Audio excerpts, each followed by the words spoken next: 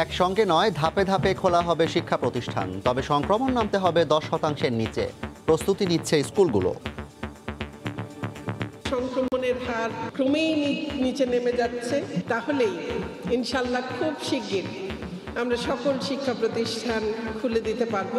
আমরা যদি আজকে বলে, আমরা কালকে প্রস্তুত আছি। দেশে করোনায় মৃত্যু ও শনাক্ত আরও কমেছে, একদিনে 114 জনের মৃত্যু। টিকা কেন্দ্রে হুড়োহুড়ি, সবচেয়ে বেশি ভোগান্তিতে প্রবাসীরা। ডাক্তার কখন আসবে, কিভাবে আসবে, কটা বাজে এটাও বলে নাই। বলতেছে লাইনে দাঁড়ান, কিছুক্ষণ পর বলতেছে টিকা নাই। যখন টিকিট করতে গেছি ওনারা বলতেছে এভাবে যেতে পারবেন না, টিকা মারি নেন তারপর যেতে পারবেন। আমরা এখন কি করতাম, আমরা প্রবাসী বলে আমাদেরকে কোনো একদম ইয়া নাই। দেখছিলেন প্রধান শিরোনাম, রাতের সময়ের সঙ্গে আছে আমি জাফর সাদিক। এবার অন্যান্য শীর্ষ সংবাদ। ডেঙ্গুতে আরও 2.5 শতাধিক হাসপাতালে ভর্তি, রোগী বাড়তে থাকলেও এডিস নিধনে নেই তৎপরতা, অভিযোগ নগরবাসীর। কর্মীদের অবহেলা পেলে চাকরি যাবে, হুঁশিয়ারি মেয়র আতিকের। 21শে আগস্ট গ্রেনেড হামলায় নিহতদের লাশ গুম করার অপচেষ্টা করে তৎকালীন সরকার, বললেন প্রধানমন্ত্রী। আইভি রহমানের মৃত্যুর খবর নিয়েও করে জঘন্য ষড়যন্ত্র। বেগম জিয়াকে আদালতে হাজির হওয়ার নির্দেশ, রাজনৈতিক উদ্দেশ্য প্রণোদিত, বললেন বিএনপি নেত্রীর আইনজীবী। সকাল থেকে রাত পর্যন্ত কক্সবাজার আদালতে চলে সাবেক সেনা কর্মকর্তা সিনহা হত্যা মামলার সাক্ষ্য গ্রহণ। কাঠগড়ায় বসে ওসি প্রদীপের মোবাইল ফোনের কথা বলার ছবি ভাইরাল। এবং দেশে প্রথমবারের মতো ময়মনসিংহে ব্রহ্মপুত্রের ওপর হচ্ছে পিলার ছাড়া আর্চওয়ে ব্রিজ, নাব্য সংকট এড়াতেই এই প্রকল্প ইকনেকে অনুমোদন।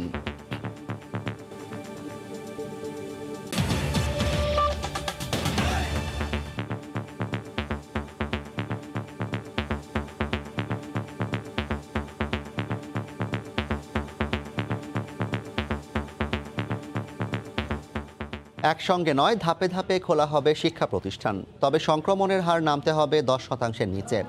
সব প্রস্তুতি সম্পন্ন করার কথা জানিয়ে মন্ত্রণালয় বলছে অপেক্ষা এখন প্রধানমন্ত্রীর নির্দেশনার। এর মধ্যেই প্রাথমিক স্কুলের 85% শিক্ষকদের টিকা দেওয়া হয়েছে। এহসান জুয়েলের রিপোর্ট। দেশে করোনা সংক্রমণ ছড়িয়ে পড়ার পর গত বছরের 17 মার্চ থেকে বন্ধ আছে সব শিক্ষা প্রতিষ্ঠান।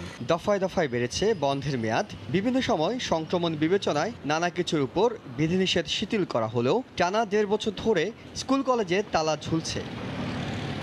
দেশে এখন সংক্রমণের হার 15%। এই অবস্থায় সম্প্রতি মন্ত্রিসভার বৈঠকে প্রধানমন্ত্রী শেখ হাসিনা শিক্ষা প্রতিষ্ঠান খুলে দিতে প্রয়োজনীয় ব্যবস্থা গ্রহণের নির্দেশনা দেওয়ার পর থেকে সম্ভাবনা দেখা দেয় বন্ধ প্রতিষ্ঠানের দুয়ার খোলার। এর মধ্যেই প্রয়োজনীয় প্রস্তুতি শুরু হয়ে গেছে। ধাপে ধাপে খুলবো, সবাইকেই হয়তো সপ্তাহে 6 দিন ক্লাস করানো একদম গোড়া থেকেই হয়তো হবে না। খুলবার জন্য আমাদের সার্বিক সব প্রস্তুতি রয়েছে, এখন শুধুমাত্র অপেক্ষা সংক্রমণের হার আরেকটু অনুকূলে আসার। প্রাথমিক স্কুল খুললেও রোটেশন ভিত্তিক ক্লাস নেওয়ার পরিকল্পনা রয়েছে। এছাড়া সমাপনী পরীক্ষার ক্ষেত্রে কি করা হবে তা পরবর্তীতে সিদ্ধান্ত নেওয়া হবে বলে জানান প্রাথমিক ও গণশিক্ষা প্রতিমন্ত্রী।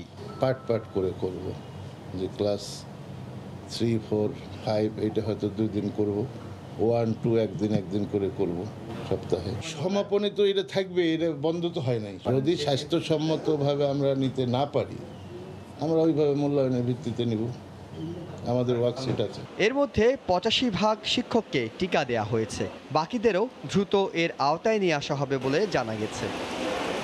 এহসান জুয়েল, সময় সংবাদ, ঢাকা। করোনা সংক্রমণ, শিক্ষা প্রতিষ্ঠান খোলা এবং টিকা প্রদানের বিষয়ে কথা বলতে স্টুডিওতে আছেন সহকর্মী এহসান জুয়েল। যাচ্ছি তার কাছে। জুয়েল, আপনাকে স্বাগত জানাচ্ছি। অনেক দিন পর হলেও কিন্তু শিক্ষার্থীদের জন্য একটা আশার বাণী আজকে দেখলাম যে শিক্ষা প্রতিষ্ঠানগুলো খুলতে যাচ্ছে। আসলে সরকারের পরিকল্পনাটা কি হতে যাচ্ছে? জাফর, সব কিছু তো আসলে খুলে দেওয়া হয়েছে।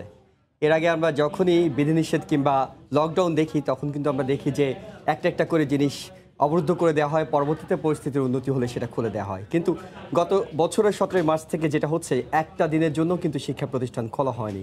প্রায় 1.5 বছর ধরে সব কিছু বন্ধ। সেইখানে অনেকটাই কিন্তু আশার আলো, এই আশার আলোটি জ্বলেছিল এর আগে যে মন্ত্রিসভার বৈঠকটি হয়েছিল সেখানে প্রধানমন্ত্রী শেখ হাসিনা বলেছিলেন, নির্দেশনা দিয়েছিলেন যে পরিস্থিতি পর্যালোচনা করে যাতে শিক্ষা প্রতিষ্ঠানগুলো খুলে দেওয়া হয়। তারপরে কিন্তু সেটি গতি পায় এবং দেখলেন আজকে 2 মন্ত্রী কথা বলছেন। তারা শুধুমাত্র কথাই বলছেন তা কিন্তু নয়, একসঙ্গে কিন্তু প্রস্তুতিও শুরু হয়ে গেছে এবং আমরা সেটিই দেখেছি দেশের বিভিন্ন জায়গায়। এর মধ্যে কিন্তু স্কুলগুলোতে শিক্ষকরা যাওয়া শুরু করছেন, তারা প্রস্তুতি নেওয়া শুরু করছেন। সেই বিষয়টা একটু জানবো। আমরা রাজশাহীর খবর জানবো, সেখানে কিন্তু এর মধ্যেই অধিদপ্তরের নির্দেশনা মেনে শিক্ষকরা স্কুলে যাওয়া শুরু করেছেন, স্কুল পরিচ্ছন্ন করা হচ্ছে। সেই নিউজটি একটু দেখে আসতে চাই। করোনা পরিস্থিতি বিবেচনায় নিয়ে প্রাথমিক, মাধ্যমিক ও উচ্চ মাধ্যমিক শিক্ষা প্রতিষ্ঠানগুলো খোলার উপযোগী করে তুলতে এরই মধ্যে নির্দেশনা দিয়েছে শিক্ষা অধিদপ্তর। এজন্য রাজশাহীর সব শিক্ষা প্রতিষ্ঠান পরিষ্কার পরিচ্ছন্ন রাখা সহ ডেঙ্গু প্রতিরোধে সরকারের আদেশ যথাযথভাবে পালন করতে স্কুলগুলোতে প্রস্তুতি শুরু হয়েছে। যদি আগামীতে বিদ্যালয়টি দ্রুত সময়ের মধ্যে খুলতে হয় সেই ব্যাপারে আমরা কাজ করে যাচ্ছি। বিদ্যালয়ের পরিষ্কার পরিচ্ছন্নতা সহ সকল ব্যাপারে আমরা কাজ করছি। এই নির্দেশনা মেনে স্কুলগুলোতে সকাল থেকে দুপুর পর্যন্ত শিক্ষকদের সরব উপস্থিতি লক্ষ্য করা যাচ্ছে। সরকারি নির্দেশনা পেলেই সব শিক্ষা প্রতিষ্ঠান খুলতে প্রস্তুতি সম্পূর্ণ। ওয়ার্কশিট বিতরণ করব এবং সেই ওয়ার্কশিট অনুযায়ী আমরা তাদেরকে পাঠদানের অগ্রগতি এবং শিক্ষণফল অর্জিত হচ্ছে কিনা আমরা সেই পদক্ষেপ গ্রহণ করার জন্য এখন থেকে প্রস্তুত। এদিকে দীর্ঘদিন ধরে শিক্ষা প্রতিষ্ঠান বন্ধ থাকায় শিক্ষার্থীদের মানসিক বিকাশ নিয়ে বাড়ছে দুশ্চিন্তা। করোনার জন্য স্কুল একবারে বন্ধ, বাচ্চা কাচ্চা একবারে লেখাপড়াতে কোনো মনোযোগ নাই। তাড়াতাড়ি স্কুলটা খুলুক, শুধু খেলে বেড়াচ্ছি, পড়াশোনায় মন টন বসছে না, এর জন্য বাসাতে পড়াশোনা করাটা একটু অসুবিধা হচ্ছে। স্কুলটা খুলে গেলে একটু ভালো হবে পড়াশোনাটা। আমরা চাই আমাদের এই স্কুলটা খুলুক, আমরা পড়াশোনা করতে পারছি না। গেল বছরের 17 মার্চ থেকে দেশের সব শিক্ষা প্রতিষ্ঠান বন্ধ। সরকারের সবশেষ ঘোষণা অনুযায়ী এই ছুটি আছে 31শে আগস্ট পর্যন্ত। বিকল্প উপায়ে টিভি, অনলাইন অ্যাসাইনমেন্টের মাধ্যমে শিক্ষার্থীদের সক্রিয় রাখার চেষ্টা অব্যাহত রাখা হলেও বাস্তবতা হচ্ছে শ্রেণীকক্ষের পড়াশোনা এর মাধ্যমে হচ্ছে না। সাইফুর রহমান রকি, সময় সংবাদ, রাজশাহী। আমরা জানি যে গত বছরের 17 মার্চ দেশের সব শিক্ষা প্রতিষ্ঠান একযোগে বন্ধ ঘোষণা করা হয়। এরপর থেকে কিন্তু দেশের শিক্ষার্থী এবং অভিভাবকদের একটাই জিজ্ঞাসা, সেটা হলো স্কুলটা কবে খুলবে। এবং সেই প্রশ্নটাই সবার কাছে কিন্তু বারবার করে আসছে যে স্কুলটা খোলা হচ্ছে কবে। এক্ষেত্রে সরকারের পরিকল্পনা আসলে কি? পরিকল্পনা খুবই স্পষ্ট, সেটি হলো এখন যে হারে সংক্রমণ হচ্ছে, অর্থাৎ এখন 15% বেশি সংক্রমণ, এটা যখনই 10% নিয়ে আসা যাবে। এর আগে আমরা জানি যে সেটা 5% কথা বলা হয়েছিল, কিন্তু যেহেতু উচ্চ সংক্রমণ চলছে, আবার একই সঙ্গে স্কুল খোলার, শিক্ষা প্রতিষ্ঠান খোলার একটা তাগিদও আছে, তাই 10% নিচে নামানো গেলেই কিন্তু স্কুলগুলো, শিক্ষা প্রতিষ্ঠানগুলো খুলে দেওয়া হবে। তবে একটা বিষয় স্পষ্ট করা হয়েছে, সেটা হলো একসঙ্গে সবগুলো নয়, অর্থাৎ একসঙ্গে দেশের সব শিক্ষা প্রতিষ্ঠান হয়তো খুলবে না। শুরুতে হয়তো বিশ্ববিদ্যালয়গুলো খুলবে, কলেজ খুলবে, তারপর স্কুল খুলবে। আবার এগুলো যখন খোলা হবে তখনও কিন্তু সেগুলো একসঙ্গে একই স্কুলের সবগুলো শ্রেণীতে ক্লাস হবে না। অর্থাৎ কোনো দিন যদি প্রথম শ্রেণী, তৃতীয় শ্রেণী, পঞ্চম শ্রেণীর ক্লাস হয়, তাহলে অন্য দিন হয়তো আরেকটা ক্লাস হবে। এবং এই ক্ষেত্রে সমাধানের উপায় কি? সেটি হলো শিক্ষকদেরকে, অর্থাৎ বিভিন্ন শিক্ষা প্রতিষ্ঠানে যারা শিক্ষক আছেন তাদের টিকা দিয়ে দেয়া, এবং একই সঙ্গে দেশে উচ্চশিক্ষা প্রতিষ্ঠানে যারা আছেন সেই শিক্ষার্থীদেরকে টিকা দেয়া। অর্থাৎ এর মধ্যে কিন্তু আমরা জেনেছি 85% শিক্ষককে টিকা দেওয়া সম্পন্ন করা গেছে। যাদের টিকা দেওয়া হয়নি তাদের মধ্যে অনেকে হয়তো অসুস্থ আছেন, কেউ কেউ আছেন প্রসূতি নারী, তাদেরকে খুব দ্রুত টিকার আওতায় নিয়ে আসার পরিকল্পনা চলছে। এবং একই সঙ্গে আরেকটা ব্যাপার এখানে স্পষ্ট, সেটা হলো দেশের উচ্চশিক্ষা প্রতিষ্ঠানগুলো যদি খোলা হয় সেখানে কিন্তু শিক্ষার্থী আছেন প্রায় 42 লাখ, কিন্তু সরকারের পরিকল্পনায় আছে শুধুমাত্র পাবলিক বিশ্ববিদ্যালয়ের যে 3 লাখ শিক্ষার্থী আছে তাদের মধ্যেও সেটি কমিয়ে আবাসিক শিক্ষার্থী 1,30,000কে টিকার আওতায় নিয়ে আসা। এক্ষেত্রে কিন্তু একটা জটিলতা থেকে যাবে, সেটি হলো আবাসিক শিক্ষার্থীরা কিন্তু যখন বিশ্ববিদ্যালয়গুলো খুলে দেওয়া হবে, তারা কিন্তু অনাবাসিক শিক্ষার্থী যারা আছেন তাদের সঙ্গে একসঙ্গে ক্লাস করবেন, একসঙ্গে ক্যান্টিনে বসে খাবেন, একসঙ্গে খেলাধুলায় অংশ নেবেন। সেই ক্ষেত্রে কিন্তু সংক্রমণ ছড়িয়ে পড়ার একটা আশঙ্কা থেকে যায়। তবে এই আশঙ্কাগুলোকে যতটা সম্ভব কমিয়ে আনা যায় এবং কমিয়ে এনেই কিন্তু শিক্ষা প্রতিষ্ঠান খুলে দেওয়ার পরিকল্পনা আছে। সেক্ষেত্রে সমাধানের উপায় টিকা। এই টিকা দেওয়ার বিভিন্ন কর্মসূচি কিন্তু চলছে, যেখানে শিক্ষার্থীদের পাশাপাশি সাধারণ মানুষদেরকেও দেওয়া হচ্ছে। আমরা একটু চট্টগ্রামের পরিস্থিতি জেনে আসবো। সেখানে কিন্তু আজকে টিকার জন্য লম্বা লাইন হয়েছে, প্রায় 5 থেকে 6 ঘন্টা মানুষ দাঁড়িয়ে অপেক্ষা করেছেন। কোথাও কোথাও ধস্তাধস্তি হয়েছে এবং একই সঙ্গে সবচেয়ে বেশি ভোগান্তিতে পড়েছেন প্রবাসীরা। সেই নিউজটি আমরা একটু দেখে আসতে চাই। এই হুড়োহুড়ি টিকা পাওয়ার জন্য মঙ্গলবার সকাল থেকে চট্টগ্রাম জেনারেল হাসপাতাল সহ বিভিন্ন কেন্দ্রে ছিল উপচে পড়া ভিড়। দীর্ঘ অপেক্ষায় প্রত্যাশীরা উত্তেজিত হয়ে পড়েন, তাদের কণ্ঠে ছিল নানা অভিযোগ। 20 তারিখে আসার কথা ছিল, আজকে আসছি কিন্তু এখন লাইনে দাঁড়িয়ে আছি এই পর্যন্ত। ডাক্তার কখন আসবে, কিভাবে আসবে, কটা বাজে এটাও বলে নাই। বলতেছে লাইনে দাঁড়ান, কিছুক্ষণ পর বলতেছে টিকা নাই, কিছুক্ষণ পর বলতেছে হবে না। দুপুরের দিকে হাসপাতালের বাইরে ভিড় কমলেও ভেতরে ছিল প্রবাসীদের দীর্ঘ সারি। টিকা না পাওয়ায় কর্মস্থলে ফেরা নিয়ে অনিশ্চয়তার কথা জানান তারা। এই বিষয়ে পাঠা দিচ্ছে। এখন আমি যখন টিকিট করতে গেছি ওনারা বলতেছে এভাবে যেতে পারবেন না, করোনার টিকা প্রথম টিকা মারি নেন তারপর যেতে পারবেন। সরকার বলতেছে মানে প্রবাসীদেরকে সুযোগ সুবিধা দেওয়া হচ্ছে, কিন্তু আমরা কোনো সুযোগ সুবিধা পাচ্ছি না। আমরা এখন কি করতাম, আমরা প্রবাসী বলে আমাদেরকে কোনো একদম নাই।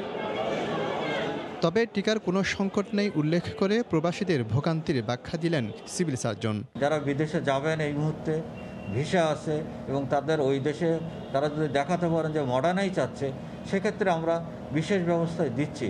সেক্ষেত্রে দ্বিতীয় ডোজের বিষয়ে একটা সংখ্যা থেকেই যাবে। চট্টগ্রামে টিকা সংকট তৈরির পর গত 10 দিনে সিনোফার্মা ও মডার্নার 5 লাখের বেশি টিকা এসেছে। শফিকুল আলম, সময় সংবাদ, চট্টগ্রাম। অর্থাৎ একদিকে যেমন টিকা দেওয়া হচ্ছে, অন্যদিকে কিন্তু টিকা নিয়ে মানুষের মধ্যে এক ধরনের তারা টিকা পাচ্ছেন না এই ধরনের অভিযোগও আছে। বিশেষ করে প্রবাসী যারা আছেন তাদের এই সমস্যাটা আছে। আমরা একটু দেশে টিকা পরিস্থিতিটা দেখে আসতে চাই। আমরা দেখে আসতে চাই যে কত সংখ্যক মানুষ নিবন্ধন করেছেন, কত সংখ্যক মানুষ টিকা পেয়েছেন। এখন পর্যন্ত অর্থাৎ আজ পর্যন্ত সবশেষ খবরে নিবন্ধন করেছেন 3,57,16,384 জন, অর্থাৎ প্রায় 3.5 কোটি মানুষ নিবন্ধন করেছেন। এর মধ্যে টিকা পেয়েছেন 1,69,48,622 জন। অর্ধেকের একটু বেশি মানুষ টিকা পেয়েছেন। অর্থাৎ নিবন্ধন যেমন প্রত্যেক দিন চলছে, একই সঙ্গে টিকা দেওয়াও কিন্তু চলছে। দুটির মধ্যে যত তাড়াতাড়ি সমন্বয় করা যাবে, অর্থাৎ যত কাছাকাছি সময়ের মধ্যে এটি শেষ করা যাবে, তত তাড়াতাড়ি কিন্তু মানুষ স্বাভাবিক জীবনে ফিরতে পারবে। আরেকটা বিষয় যদি আমরা একটু দেখে আসতে চাই, সেটি হলো যে কোন ডোজ আসলে কতটুকু দেওয়া হয়েছে। প্রথম ডোজ এখন পর্যন্ত দেওয়া হয়েছে 1,69,48,622 জনকে। দ্বিতীয় ডোজ দেওয়া হয়েছে 67,56,215 জনকে। মোট টিকা দেওয়া হয়েছে 2,37,04,837 ডোজ। অর্থাৎ যেখানে টিকা পাওয়া যাচ্ছে, সরকারের পরিকল্পনায় আছে সব কিছু মিলে 21 কোটি টিকা পাওয়ার, সেই টিকাগুলো যখনই পাওয়া যাচ্ছে ততটাই কিন্তু দ্রুত গতিতে টিকা দেওয়ার কার্যক্রম চলছে। যদিও কালকে স্বাস্থ্যমন্ত্রী জানিয়ে দিয়েছিলেন যে গণটিকা কার্যক্রম আর চলবে না, যেহেতু হাতে খুব বেশি টিকা নেই। তারপর সরকারের পরিকল্পনা আছে আগামী মাসের মধ্যে বিশ্ব স্বাস্থ্য সংস্থার মাধ্যমে প্রায় 10.5 কোটি টিকা পাওয়ার। জাফর, এভাবে কিন্তু টিকা যখনই আসছে সরকার নানা পরিকল্পনায় সেগুলো শিক্ষার্থী থেকে শুরু করে। যদি আমি আপনার প্রথম আলোচনার সাথে একটু যুক্ত করতে চাই, আপনি বলছিলেন যে আবাসিক 1,30,000 শিক্ষার্থীকে তারা নিয়ে আসতে চাচ্ছে, কিন্তু আমরা যেটা দেখেছি যে টিকা দেওয়ার যে ডোজটা আপনি দেখালেন মাত্র 67 লাখ হচ্ছে দ্বিতীয় ডোজ দিয়েছে, এবং সেখানে একটা তথ্য আছে যে আবাসিক শিক্ষার্থীদের মধ্যেও মাত্র এখন পর্যন্ত দ্বিতীয় ডোজ দিয়েছে 10,000-এরও কম সংখ্যক শিক্ষার্থী।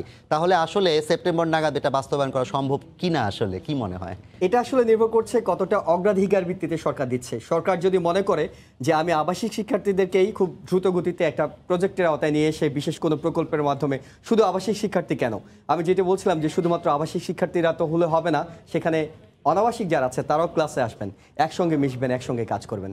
তাই সেক্ষেত্রে তো আসলে দুটোর মধ্যে সমন্বয় করে দিতে হবে। আমরা আরেকটা খবর একটু জেনে আসতে চাই জাফর, সেটি হলো যে দেশে কিন্তু সংক্রমণের অনেকটুকু কমে এসেছে। সেই খবরটি আমরা জানবো। দেশে সংক্রমণ, মৃত্যুর হার এবং করোনা শনাক্ত সবকিছু কমে এসেছে। বিশেষজ্ঞরা বলছেন যে যত দ্রুত টিকা দিয়ে তাদের আওতার মধ্যে নিয়ে আসা যায়, তত দ্রুত কিন্তু পরিস্থিতি স্বাভাবিক করে আনা যাবে। সেই খবরটা একটু দেখে আসতে চাই। হাসপাতালে আগের মতো শয্যার জন্য হাহাকার নেই, কমেছে রোগীর চাপও। করোনা পরিস্থিতি নিয়ে এখনও স্বস্তির নিঃশ্বাস ফেলার পরিস্থিতি তৈরি না হলেও পরিসংখ্যান বলছে সংক্রমণ অনেকটাই নিম্নমুখী। 17 আগস্টের পর থেকে 20% নিচে শনাক্তের হার। গত 3 দিনে সেই হার নেমেছে 15 ভাগে। এমন অবস্থা বহাল থাকলে সংক্রমণের লাগাম টানতে আর কঠোর বিধিনিষেধে যেতে হবে না বলেই মনে করে স্বাস্থ্য বিভাগ। সংক্রমণ এখন যে জায়গাটিতে আছে, এটি লকডাউন যেটি হয়েছিল সেই লকডাউনের কিন্তু কিছুটা সুফল আপনাকে মানতেই হবে। এবং এখন যদি সকলের স্বাস্থ্যবিধি মেনে চলেন, যারা টিকা গ্রহণ করেছেন, দ্বিতীয় ডোজের জন্য অপেক্ষমান আছেন, তারা যদি যথাসময়ে টিকাটি নিয়ে ফেলেন, প্রথম ডোজের টিকার জন্য যারা রেজিস্ট্রেশন করেছেন তারাও যদি তাদের টিকাটি গ্রহণ করেন, নিরাপদ শারীরিক দূরত্বটি যদি রক্ষা করে প্রাত্যহিক কাজগুলো, যেগুলো জরুরি কাজ, সেগুলো সেরে ফেলা যায়, তাহলে সংক্রমণের নিম্ন যে গতিটি আছে সেটি হয়তো অব্যাহত রাখা সম্ভবপর হবে। এখানে সবচেয়ে বেশি গুরুত্ব দেওয়া হচ্ছে টিকায়। আর মাস্ক পরা নিশ্চিত করতে পারলেই একটি সহনীয় পরিস্থিতি তৈরি হবে বলেই মত স্বাস্থ্য অধিদপ্তরের। টিকা গ্রহণ করতে হবে, টিকা গ্রহণ করেও কিন্তু মাস্ক ব্যবহার করতে হবে। যারা টিকা গ্রহণ করেননি অথবা টিকা গ্রহণ করবার জন্য এলিজিবল হননি অথবা অপেক্ষমান আছেন, তাদেরকেও কিন্তু মাস্ক ব্যবহার করতে হবে, স্বাস্থ্যবিধি মেনে চলতে হবে। এটি একটি চলমান প্রক্রিয়া। এইটি কোনোভাবেই শিথিলতার কোনো পরিচয় দেওয়া যাবে না। সংক্রমণ কমতে থাকার এই ধারা চলতে থাকলে হাসপাতালগুলোতে সংকট কিছুদিনের মধ্যে নিয়ন্ত্রণে আসবে বলেও মনে করে স্বাস্থ্য বিভাগ। রাশেদ লিমন, সময় সংবাদ, ঢাকা। অর্থাৎ কিছুটা স্বস্তির খবর যে সংক্রমণ কমছে, মৃত্যুর হার কমছে। আমরা একটু গত এক সপ্তাহের পরিসংখ্যানটা দেখে আসতে চাই যে এই সংক্রমণের হারটা কতটা কমেছে। সেখানে আমরা দেখি যে প্রত্যেকটা দিনই কিন্তু সংক্রমণের হার কমছে। 8ই আগস্ট যদি আমরা বিবেচনা করি, সেখানে যেমন আমরা দেখছি 17.67 ভাগ, সেটা কিন্তু 14ই আগস্টে এসে, এটা 24শে আগস্টে এসে 15.12 ভাগ হয়ে গেছে। অর্থাৎ এটি দ্রুত কমছে। একই সঙ্গে আমরা যদি মৃত্যুর হারটা দেখি, সেখানেও কিন্তু আমরা দেখতে পাবো সেটা কিন্তু অনেকটুকু কমে গেছে। অর্থাৎ আগে যে হারে মৃত্যু ছিল সেটা কিন্তু অনেক বেশি কমে গেছে। আমরা একটু মৃত্যুর হারটা দেখে আসতে চাই। আমরা দেখব যে 8ই আগস্ট যেখানে 172 জন ছিল মৃত্যুর সংখ্যা, সেটা কিন্তু আজকে এসে 114 জনে নেমে এসেছে।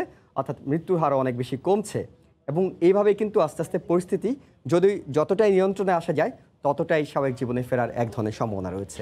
জুয়েল, যেমনটি দেখছি আমরা হার কমছে সংক্রমণের, কিন্তু গত কয়েক মাস আগেও কিন্তু সংক্রমণের হার কিছুদিনের জন্য 10% নিচে নেমে এসেছিল এবং তারপরেও কিন্তু আমরা শিক্ষা প্রতিষ্ঠান খুলতে পারিনি।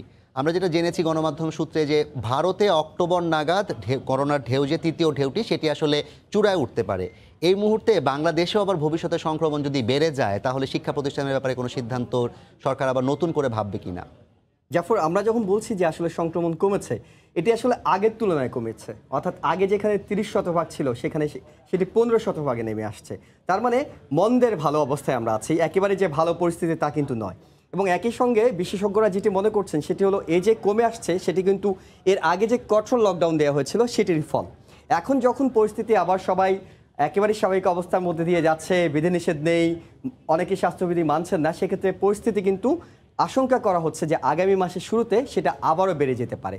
তার মানে আসলে পরিস্থিতির উপর নির্ভর করে কিন্তু সিদ্ধান্ত নেওয়া হবে যে শিক্ষা প্রতিষ্ঠান কিংবা অন্যান্য যেসব বিষয় এখন খোলা আছে সেগুলো খোলা রাখা সম্ভব হবে কিনা।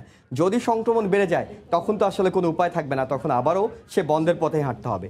জাফর, অনেক ধন্যবাদ আপনাকে। জুয়েল, দর্শক আমাদের সঙ্গে যুক্ত হয়েছিলেন রিপোর্টার এহসান জুয়েল, জানাচ্ছিলেন যে করোনা সংক্রমণের যে বর্তমান চালচিত্র, পাশাপাশি শিক্ষা প্রতিষ্ঠান খোলার ব্যাপারে যে সম্ভাবনা তৈরি হয়েছে সে বিষয়ে বিস্তারিত। বেড়েই চলেছে ডেঙ্গু রোগীর সংখ্যা। 24 ঘন্টায় 258 জন হাসপাতালে ভর্তি হয়েছেন। এদিকে মশা নিধনের দায়িত্ব অবহেলা করলে চাকরি হারাবেন সংশ্লিষ্ট কর্মীরা। সকালে উত্তর সিটির নগর ভবনে এক সেমিনারে এমন কঠোর বার্তা দেন মেয়র আতিকুল ইসলাম। করোনা পরিস্থিতির কিছুটা উন্নতিতে যখন স্বস্তি খুঁজে পাওয়ার চেষ্টা করছিলেন মানুষ, তখন ডেঙ্গুর প্রকোপে দুশ্চিন্তায় নগরবাসী। চলতি মাসে প্রতিদিনই গড়ে 200-র বেশি রোগী ভর্তি হচ্ছে হাসপাতালে। পরিস্থিতি সামাল দিতে এরই মধ্যে রাজধানীর সলিমুল্লাহ মেডিকেল কলেজ সহ 6টি হাসপাতালকে ঘোষণা করা হয়েছে ডেঙ্গু ডেডিকেটেড হাসপাতাল হিসেবে। কিন্তু কোনো পদক্ষেপই স্বস্তি দিতে পারছে না নগরবাসীকে। তাদের অভিযোগ, মশক নিধনে অবহেলা রয়েছে সিটি কর্পোরেশনের কর্মীদের। পরিষ্কার জায়গাতে বেশি করে, আর যেসবগুলো নোংরা নর্দমা আছে নর্দমা একটু কম যায়। কাজের মধ্যে যথেষ্ট ফাঁকি দিচ্ছে সিটি কর্পোরেশনের কর্মীরা। প্রতি সপ্তাহে দেওয়ার কথা বা এক সপ্তাহে 2 দিন দেওয়ার কথা, সেখানে তাদের মাস চলে যাচ্ছে, তারা কিন্তু কোনো উদ্যোগ নিচ্ছে না। এরই মধ্যে মশক নিধনে দায়িত্বরতদের প্রতি কড়া বার্তা দিলেন ঢাকা উত্তর সিটির মেয়র। সিটি কর্পোরেশনের কর্মীরা এখনো শতভাগ দায়িত্ব পালন করেন না জানিয়ে কারো অবহেলা পেলে কঠোর শাস্তির মুখে পড়তে হবে বলে হুঁশিয়ারি দেন তিনি। যে ফাঁকি মারবে, যে সময় মতন আসবে না এবং সময়ের আগে সে চলে যাবে, তার জন্য চরম শাস্তি একটাই, তার চাকরি নাই। বিশেষজ্ঞরা বলছেন কারো উপর দায় না চাপিয়ে ডেঙ্গু পরিস্থিতি নিয়ন্ত্রণে সচেতন হতে হবে নগরবাসীকে। একই সঙ্গে মশক নিধন কার্যক্রমে সাধারণ মানুষকেও সম্পৃক্ত হওয়ার তাগিদ তাদের। একটা মানুষ জানে না এরকম দেখাতে পারবেন যে এডিস মশা পাত্রে জমা পানিতে হয়? আমি মাঠে গিয়ে সম্পৃক্ত পাচ্ছি না, জানে পাত্রে জমা পানিতে এডিস মশা হয়, কিন্তু সেটা যে সরাই দিতে হবে সেটা করছে না। বছরের শুরু থেকে এ পর্যন্ত 8000-এর বেশি ডেঙ্গু রোগী হাসপাতালে ভর্তি হয়েছেন, মারাও গেছেন 35 জনের বেশি। কামরুল হাসান সবুজ, সময় সংবাদ, ঢাকা। রাতের সময় আরও থাকছে। 2 শিশুকন্যার সঙ্গে দেখা করতে সকালে মা গেলেন জাপানি ভাষার বই নিয়ে, বিকেলে বাবা নিলেন বাংলা বই। করোনায় ভিকটিম সাপোর্ট সেন্টারে বাচ্চাদের থাকা নিয়ে উদ্বেগ। প্রধানমন্ত্রী শেখ হাসিনা বলেছেন 21শে আগস্ট গ্রেনেড হামলায় নিহতদের লাশ গুম করার চেষ্টা চালায় তৎকালীন সরকার। দুপুরে গণভবন থেকে এনইসি সম্মেলন কক্ষে আয়োজিত একনেক সভায় ভিডিও কনফারেন্সে যুক্ত হয়ে তিনি একথা বলেন। সরকার প্রধান আরও বলেন, তৎকালীন সরকার আইভি রহমানের মৃত্যুর খবর নিয়েও জঘন্য ষড়যন্ত্র করেছিল। আজকের দিনে বিচারচির কথাই বেশি মনে হচ্ছে। এবং সবটা আর একটা অবাক কাণ্ড, আপনারা হয়তো অনেকে জানেন না, তাকে যখন সিএমএইচে নিয়ে যাওয়া হয়, ঠিক আমরা জানি না তিনি ঠিক কখন কোন মুহূর্তে মৃত্যুবরণ করেছেন। তার ছেলে মেয়েরা তার কাছে ছিল, তো সেই সময় তখন প্রধানমন্ত্রী খালেদা জিয়া তাকে দেখতে যাবে বলে তার ছেলেমেয়েরা যারা তার হাসপাতালে তার বেডের বিছানার কাছে ছিল, তাদের সবাইকে নিয়ে একটা কামরার মধ্যে তালা মেরে রাখে। প্রায় ৩-৪ ঘন্টা একটা রুমে তালা দিয়ে রেখে তারপরে খালেদা জিয়া যান আইবি রহমানকে দেখতে, এবং খালেদা যখন দেখে ফিরে আসে তারপরে তাকে মৃত ঘোষণা করা হয়। এই কথাটা অনেকেরই জানা নেই, আমি এটা জানিয়ে রাখলাম যে কত বড় নৃশংসতা এরা করতে পারে। শুধু হত্যার চেষ্টাই না, হত্যার পরেও লাশ নিয়ে বা আহতদের নিয়ে বা মৃতদের নিয়েও তাদের যে কর্মকাণ্ড, এত জঘন্য কর্মকাণ্ড, এবং মারা যাওয়ার পর অনেকের লাশ দিতে চায়নি, দেবে না তাদের লাশ। নাশকতা ও রাষ্ট্রদ্রোহের 11 মামলায় 20 October BNP chairperson Begum Khaleda জিয়াকে হাজির হওয়ার নির্দেশ দিয়েছেন আদালত। ঢাকা মহানগর দায়রা জজ আদালতের বিচারক কে এম ইমরুল কায়েস এদিন ধার্য করেন। বিএনপি নেত্রীর আইনজীবীরা বলছেন, বেগম জিয়ার বিরুদ্ধে রাজনৈতিক উদ্দেশ্যে এসব মামলা করা হয়। উচ্চ আদালতের স্থগিতাদেশের নথি হাজির করা হবে বলেও জানান তারা। 2015 সালের জানুয়ারি মাসে গুলশান কার্যালয় থেকে অবরোধ কর্মসূচি ঘোষণা করেন বিএনপি চেয়ারপারসন বেগম খালেদা জিয়া, যে কর্মসূচি আজও প্রত্যাহার করা হয়নি। এক অভিযোগ এনে বিএনপি নেত্রীর বিরুদ্ধে মামলা করে আইনশৃঙ্খলা রক্ষাকারী বাহিনী। বেগম জিয়ার বিরুদ্ধে 11টি মামলার মধ্যে দারুসালাম থানার নাশকতার 8 মামলা, যাত্রাবাড়ি থানার 2টি এবং রাষ্ট্রদ্রোহের 1 মামলা রয়েছে। এই মামলার মধ্যে 10 মামলার অভিযোগ গঠনের শুনানি এবং যাত্রাবাড়ি থানার অপর একটি মামলার অভিযোগপত্র গ্রহণের দিন ধার্য রয়েছে। এর আগে গত 10 আগস্ট এই 11 মামলায় বেগম জিয়ার হাজিরার দিন ধার্য ছিল। তবে করোনা প্রাদুর্ভাবের কারণে আদালতের স্বাভাবিক বিচারিক কার্যক্রম বন্ধ ছিল। আদালতের কার্যক্রম স্বাভাবিক হওয়ার পর বিচারক নতুন দিন ধার্য করেন। বেগম জিয়ার আইনজীবীরা বলেন, এসব মামলার কার্যক্রমে উচ্চ আদালতে স্থগিতাদেশ রয়েছে। তারা এই আদেশের কপি আদালতে হাজির করবেন। 2015 সালে যে প্রেক্ষাপটে মামলাগুলো দায়ের করা হয়, সে সময় বেগম জিয়া আইনশৃঙ্খলা বাহিনীর বেষ্টনীর মধ্যে ছিলেন বলেও দাবি করেন ওই আইনজীবী। তার বিরুদ্ধে মামলাটা হলো সম্পূর্ণ রাজনৈতিক উদ্দেশ্যপূর্ণ হয়রানিমূলক মামলা, মিথ্যা মামলা। সুপ্রিম কোর্ট হাইকোর্ট ডিভিশন সকল এই 11টা মামলা সকল কার্যক্রম স্থগিত করে দিয়েছে। এই পর্যায়ে এই মামলার বেগম খালেদার আদালতে উপস্থিত হওয়ার কোনো কারণ আমরা দেখতেছি না। তারপর আমরা যেহেতু মহানগর আদালত এরকম একটা আদেশ দিয়েছেন, ওনাকে আমরা অভিহিত করব যে মামলার কার্যক্রম স্থগিত আছে। সকাল থেকে রাত পর্যন্ত কক্সবাজার আদালতে চলে মেজর অবসরপ্রাপ্ত সিনহা হত্যা মামলার দ্বিতীয় দিনের কার্যক্রম। সকাল থেকে শুরু হয়ে রাত 7:30টা পর্যন্ত বাদী শারমিন শাহরিয়ার ফেরদৌস ও সিনহার বন্ধু সিফাতের সাক্ষ্য নেওয়া হয়। এদিকে কাঠগড়ায় বসে ওসি প্রদীপের মোবাইল ফোনে কথা বলার ছবি ভাইরাল হয়েছে সামাজিক যোগাযোগ মাধ্যমে। আলোচিত মেজর অবসরপ্রাপ্ত সিনহা মোহাম্মদ রাশেদ খান হত্যা মামলার প্রধান আসামি সাবেক ওসি প্রদীপ কুমার দাস সামাজিক মাধ্যমে ছড়িয়ে পড়া এক ছবিতে দেখা যায় কাঠগড়ায় হাঁটু গেড়ে বসে মোবাইল ফোনে কথা বলছেন তিনি। অথচ আদালত কক্ষে মোবাইল ব্যবহার করার কোনো নিয়ম নেই। সোমবার সাক্ষ্য গ্রহণের দিনে 45 মিনিট কার সঙ্গে কথা বলেছেন প্রদীপ তা জানা না গেলেও সেখানে দায়িত্বরত একজন পুলিশ কনস্টেবল মোবাইল সরবরাহ করেছেন বলে জানা গেছে। অথচ এই মামলার আসামিদের আনানিয়ার প্রিজন ভ্যানও রয়েছে সিসিটিভির আওতায়। এদিকে সিনহা হত্যা মামলার দ্বিতীয় দিনের সাক্ষ্য গ্রহণের আগে মঙ্গলবার আদালতে আনা হয় বরখাস্তকৃত ওসি প্রদীপ ও পরিদর্শক লিয়াকত সহ 15 আসামিকে। এদিন মামলার বাদী শারমিন শাহরিয়ার ফেরদৌসকে দীর্ঘ 6 ঘন্টা জেরা করেন বরখাস্তকৃত ওসি প্রদীপ ও পরিদর্শক লিয়াকত সহ 3 আসামির আইনজীবী। জেরা শেষে সাক্ষ্য দেন সিনহার বন্ধু সিফাত। চলমান মামলা এ ব্যাপারে এখন সাক্ষী যারা ব্যাপার আছে এ ব্যাপারে কোনো বক্তব্য দেওয়া যাবে না, যেহেতু পেন্ডিং মামলা, চলমান মামলা। আসামি পক্ষের আইনজীবীর দাবি, মামলার সঙ্গে আদালতে দেয়া বাদীর জবানবন্দি অসামঞ্জস্যপূর্ণ। মামলাটা সুষ্ঠুভাবে হোক, আমরা সবাই তো রাষ্ট্রপক্ষ ন্যায় বিচার চাই, আমরা আসামি পক্ষ ন্যায় বিচার চাই। এই ন্যায় বিচারের প্রত্যাশা আমরা সবাই মিলেই করছি। মেজর অবসরপ্রাপ্ত সিনহা হত্যা মামলার 83 সাক্ষীর মধ্যে প্রথম দফায় 3 দিনে সাক্ষ্য দানের জন্য 15 জনকে সমন জারি করেছিল আদালত, যার মধ্যে 2 দিনে বাদী শারমিন শাহরিয়ার ফেরদৌসের সাক্ষ্য ও জেরা শেষ হয়েছে। আর দ্বিতীয় দিনে 2 নম্বর সাক্ষীর জবানবন্দি নেওয়া হলেও আসামিদের আইনজীবীর জেরা অনুষ্ঠিত হবে বুধবার। আহমেদ সালেহীন, সময় সংবাদ। এদিকে 1.5 মাসের আগে শেষ হচ্ছে না চিত্রনায়িকা পরিমণির মামলার তদন্ত। সিআইডি জানালো প্রয়োজনেই বারবার রিমান্ডে নেওয়া হচ্ছে পরিমণিকে। হেলেনা জাহাঙ্গীর সহ সাম্প্রতিক সময়ে আলোচিত 15 মামলার তদন্ত শেষ পর্যায়ে। মদ ও মাদকদ্রব্য সহ বনানীর বাসা থেকে সহযোগী সহ আটকের পর র্যাবের মামলায় কারাগারে চিত্রনায়িকা পরিমণি। এ মামলায় তৃতীয় দফায় একদিনের রিমান্ড শেষে পরিমণিকে 21 আগস্ট কারাগারে পাঠান আদালত। তবে ওই দিন পরিমণির জামিনের জন্য তার আইনজীবী আদালতে আবেদন করেননি। পরদিন 22 আগস্ট নতুন করে জামিন আবেদন করা হলে ঢাকার জজ আদালতের বিচারক আগামী 13 সেপ্টেম্বর শুনানির দিন ধার্য রাখেন। সেদিন আইনি পরামর্শের জন্য পরিমণির সঙ্গে কথা বলার অনুমতি চেয়ে তার আইনজীবী সিএমএম আদালতে আবেদন করলেও রাষ্ট্রপক্ষের আইনজীবীর বিরোধিতায় তা নাকচ হয়ে যায়। মামলার বিষয়ে মঙ্গলবার দুপুরে নিজ কার্যালয়ে আনুষ্ঠানিক সংবাদ সম্মেলন করেন সিআইডি প্রধান ব্যারিস্টার মাহবুবুর রহমান। তিনি বলেন, পরিমণি, হেলেনা জাহাঙ্গীর সহ 15টি মামলার তদন্ত প্রায় শেষ পর্যায়ে। সংশ্লিষ্ট রাসায়নিক ও ফরেনসিক প্রতিবেদন হাতে পেলে 1 থেকে 1.5 মাসের মধ্যেই আদালতে প্রতিবেদন দেওয়া শুরু হবে। আসামিদেরকে জিজ্ঞাসাবাদ করা, এখন সাক্ষীদেরকে জিজ্ঞাসাবাদ করা আমাদের প্রায় শেষ পর্যায়ে। আমরা আশা করছি আগামী 1 থেকে 1.5 মাসের মধ্যে আমরা কেসগুলোর পুলিশ রিপোর্ট দেওয়া শুরু করতে পারবো। সিআইডি প্রধান বলেন, আসামিদের অবৈধ আয় আছে কিনা সেটিও যাচাই বাছাই করছে সিআইডি। যৌক্তিক কারণেই পরিমণিকে কয়েক দফায় রিমান্ডে নেওয়া হয়েছে বলেও জানান তিনি।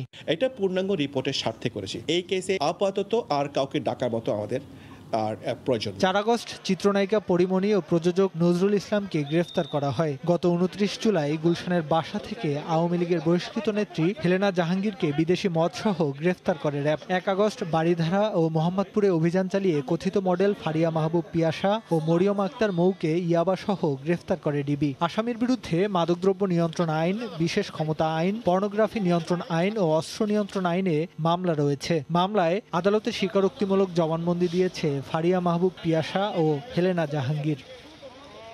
এহসানুল হক শাওন, সময় সংবাদ, ঢাকা। রাজধানীর তেজগাঁয়ে ভিকটিম সাপোর্ট সেন্টারে রাত কাটানোর পর সকালে জাপানি মায়ের সাথে দেখা করে 2 শিশু। আদালতের নির্দেশ অনুযায়ী সকাল 8টা থেকে দুপুর 2টা পর্যন্ত মেয়েদের সঙ্গে সময় কাটান নাকানো এরিকো। শিশুদের জন্য তিনি নিয়ে যান জাপানি ভাষার বই। নির্ধারিত সময়ের আগে বাংলা ভাষার বই নিয়ে হাজির হন বাবা।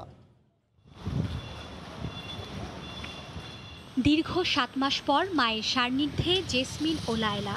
মা নাকানো এরিকোর প্রায় 5000 কিলোমিটার পাড়ি দেওয়া সার্থক হয় মঙ্গলবার সকালে। এদিন তেজগাঁওয়ের ভিকটিম সাপোর্ট সেন্টারে 2 কন্যার সঙ্গে দেখা হয় মায়ের। এই সময় মায়ের সঙ্গে ছিল জাপানি ভাষার রূপকথার গল্প বই। I'm just very happy. Thank you so much. I really appreciate everyone's support. অন্যদিকে বাবা ইমরান শরীফও সন্তানদের কাছে পেতে আকুল। আদালতের নির্ধারিত সময়ের অনেক আগেই ভিকটিম সাপোর্ট সেন্টারে হাজির তিনি। মেয়েদের জন্য তাদের প্রিয় খাবার আর বাংলা ভাষার ছড়ার বই তার হাতে। কোভিড পরিস্থিতিতে সেন্টারে সন্তানদের অবস্থানে উদ্বেগ ছড়ে পড়ে তার কণ্ঠে। আমার বাচ্চারা খুবই সেফ একটা জায়গায় ছিল। 2 মিটার সোশ্যাল ডিস্টেন্সিং সবসময় থাকতো, তবে সেটা আর হচ্ছে না। আমি খুব দুশ্চিন্তায় আছি। সাবেক স্ত্রীর সাথে পারিবারিক দ্বন্দ্বের যেন বলি হতে না হয় সন্তানদের, সেই চাওয়ার কথাই জানালেন বাবা ইমরান শরীফ। আমি আজীবন বাবা, মা আজীবন না। আমরা দুজনই সমান, কেউ কারো চেয়ে 1 ফোঁটা বেশি না কমও না। আমি চাই যে এমন একটা রায় হোক যেন মা দেখতে পারে বাচ্চাদেরকে। এরিকো ইমরান দম্পতির তৃতীয় সন্তান 7 বছরের সোনিয়া মায়ের কাছেই থাকছে। আদালতের নির্দেশে 31 আগস্ট পর্যন্ত অন্য 2 সন্তান লায়লা ও জেসমিনকে থাকতে হবে ভিকটিম সাপোর্ট সেন্টারে। তবে সকাল 8টা থেকে 2টা পর্যন্ত মা ও 2টা থেকে রাত 8টা পর্যন্ত বাবা শিশুদের সাথে সময় কাটানোর অনুমতি পেয়েছেন। গত 19 আগস্ট জাপানি নাগরিক এরিকো 2 সন্তানকে ফিরে পেতে হাইকোর্টে আবেদন করেন। মার্জিয়া মুমু, সময় সংবাদ, ঢাকা। নাব্য সংকট এড়াতে দেশে প্রথমবারের মতো হতে যাচ্ছে আর্চওয়ে বা ধনুকের মতো ব্রিজ। এই ব্রিজে থাকবে না কোনো পিলার। 3263 কোটি টাকা ব্যয় ময়মনসিংহের ব্রহ্মপুত্র নদের ওপর 960 ফুট লম্বা সেতুটির নির্মাণ প্রকল্প অনুমোদন দিয়েছে একনেক। ময়মনসিংহের কেওয়াটখালীতে ব্রহ্মপুত্র নদের ওপরেই হতে যাচ্ছে দেশের ইতিহাসে প্রথম 1100 মিটারের আর্চওয়ে বা ধনুকের মতো ব্রিজ। সুপারস্ট্রাকচার আর্চ ব্রিজটিতে 2 পারের সঙ্গে সংযোগ করতে থাকবে না কোনো পিলার। মূল অংশের দৈর্ঘ্য 320 মিটার।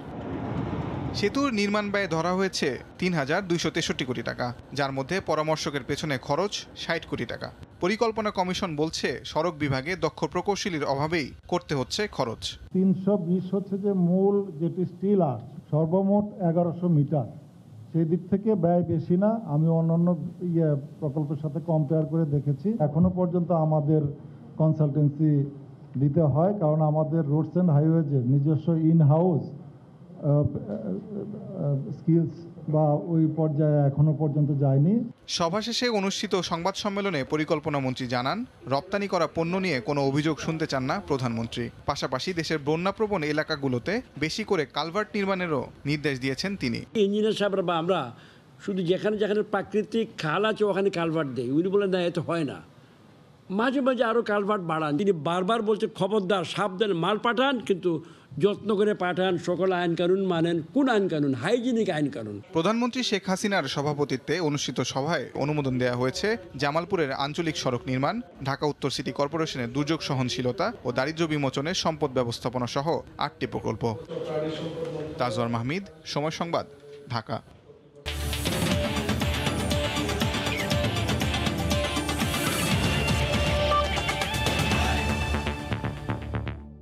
বাংলাদেশের বিপক্ষে 5 ম্যাচের টি-20 সিরিজ খেলতে ঢাকায় পৌঁছেছে নিউজিল্যান্ড ক্রিকেট দল। বিমানবন্দর থেকে কড়া নিরাপত্তায় তাদের নিয়ে যাওয়া হয় টিম হোটেলে, নিয়ম মেনে, যেখানে 3 দিনের কোয়ারেন্টাইনে থাকবেন কিউই ক্রিকেটাররা।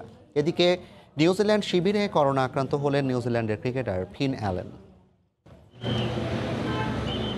মধ্য দুপুরের প্রচণ্ড দাবদাহ তা ছাপিয়েও বিমানবন্দরে গণমাধ্যম কর্মীদের সরব উপস্থিতি আর নিচ্ছিদ্র নিরাপত্তার এমন আয়োজনই বলে দেয় ঘরের মাঠে বিশ্বকাপের আগে শেষ সিরিজ নিয়ে ঠিক কতটা আগ্রহ সবার মাঝে। তার উপর 8 বছর পরে যে বাঘের ডেরায় পা রেখেছে ব্ল্যাক ক্যাপস। ঘড়ির কাঁটায় তখন বেলা 12টা ছুঁই। টম ল্যাথামের নেতৃত্বে ভিআইপি টার্মিনাল থেকে একে একে বের হতে থাকেন কিউই ক্রিকেটাররা। সংখ্যার হিসেবে যা 13, কোচ আর সাপোর্টিং স্টাফ মিলিয়ে যে সংখ্যাটা 21 জনের। আগেই ঢাকায় 2 ক্রিকেটার সহ আছেন 5 জন। কোভিডকালের সকল নিয়ম মেনেই তাদের কাছে যাওয়ার সুযোগ ছিল না গণমাধ্যম কর্মীদের। তবে সবার চোখে মুখে দীর্ঘ ভ্রমণের ক্লান্তির ছাপ ছিল স্পষ্ট। বিমানবন্দর থেকে গোটা দলকে সরাসরি নিয়ে যাওয়া হয় টিম হোটেলে, যেখানে তারা রুম কোয়ারেন্টাইন করবেন 3 দিন। যে সময় 2 দফা তাদের হবে কোভিড পরীক্ষা। নেগেটিভরা মাঠের অনুশীলন শুরু করবেন আগামী শুক্রবার থেকে। এদিন টিম হোটেলে উঠেছে বাংলাদেশ দলও। তার আগে 1 দফায় তাদেরও হয়েছে করোনা পরীক্ষা। মিরপুরের হোম অফ ক্রিকেটে 5 ম্যাচের টি-20 সিরিজ শুরু আগামী 1 সেপ্টেম্বর থেকে। মাহবুব রিমন, সময় সংবাদ, ঢাকা। এ পর্যায়ে শীর্ষ সংবাদ জানিয়ে দিচ্ছি আরেকবার। একসঙ্গে নয়, ধাপে ধাপে খোলা হবে শিক্ষা প্রতিষ্ঠান। সংক্রমণ নামতে হবে 10% নিচে, প্রস্তুতি নিচ্ছে স্কুলগুলো। দেশে আরও কমেছে করোনায় মৃত্যু ও শনাক্ত।